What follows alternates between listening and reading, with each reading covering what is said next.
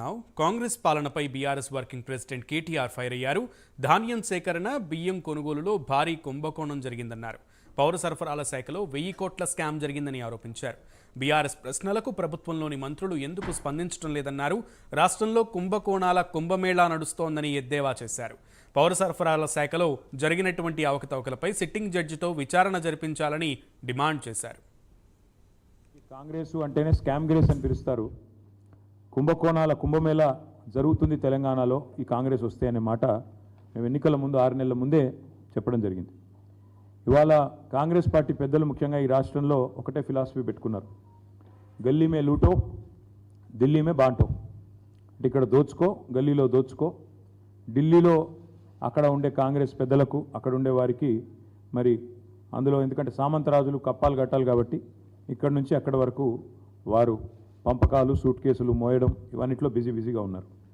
ఇవాళ ఏది వదలట్లేదు వీళ్ళు. రైతన్నల ధాన్యం నుంచి విద్యార్థుల అన్నం వరకు అన్నింటి మీద కూడా ఇవాళ కుంభకోణాలకు తెరలేపింది కాంగ్రెస్ ప్రభుత్వం. కానీ కాంగ్రెస్ ఏం చేసింది? సివిల్ సప్లైస్ కార్పొరేషన్ ఇవాళ ఒక కామధేనువుగా కల్పతరువుగా మార్చుకొని 1100 కోట్ల రూపాయలు ఇవాళ కుంభకోణానికి తెరలేపింది.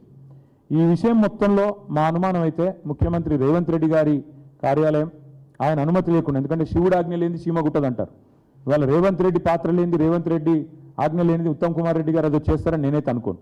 తప్పకుండా మరి ఢిల్లీ పెద్దల నుంచి రాష్ట్ర ముఖ్యమంత్రి నుంచి పౌర సరఫరాల శాఖ దాకా అందరి పాత్ర కూడా ఇందులో ఉంది. ఇందులో అనుమానం ఏమీ లేదు. ఎందుకంటే బహిరంగ మార్కెట్ 42 రూపాయలు దొరికేదాన్ని 57 రూపాయలు కొన్నారంటేనే దాని వెనక మతలబ్ ఏదో ఉందన్నది ఎవరికైనా కూడా అర్థమవుతుంది. మరి ఇవాళ నేను రేవంత్ రెడ్డిని అడుగుతా ఉన్నా, నీకు చిత్తశుద్ధి ఉంటే ఈ విషయం మీద సిట్టింగ్ జడ్జితో ఎంక్వైరీ అయ్యి, మీ మంత్రి అంతా కడిగిన ముత్యమైతే, స్వాతి ముత్యమైతే వెంటనే సిట్టింగ్ జడ్జితోని ఈ మొత్తం పౌర సరఫరాల శాఖ చేసిన 2 టెండర్లు సన్న బియ్యంది, ప్యాడీది రెండింటి మీద కూడా వెంటనే సిట్టింగ్ జడ్జితో ఎంక్వైరీ అయ్యి, కాళేశ్వరం మీద వేసినావు, తర్వాత భద్రాద్రి విద్యుత్ కొనుగోళ్ల మీద వేసినావు, దీని మీద కూడా ప్రజలకు తెలుస్తుంది. ప్రజాపాలన కదా, ప్రజలకు తెలియాలి కదా. తప్పకుండా సిట్టింగ్ జడ్జితో మీ సంగతి, మీ ఉత్తమ్ కుమార్ రెడ్డి సంగతి మొత్తం తెలిసిపోతుంది. నిజానికి కాంగ్రెస్ అంటేనే స్కామ్ గ్రేస్ అని పిలుస్తారు. కుంభకోణాల కుంభమేళ జరుగుతుంది తెలంగాణలో ఈ కాంగ్రెస్ వస్తే అనే మాట మేము ఎన్నికల ముందు 6 నెలల ముందు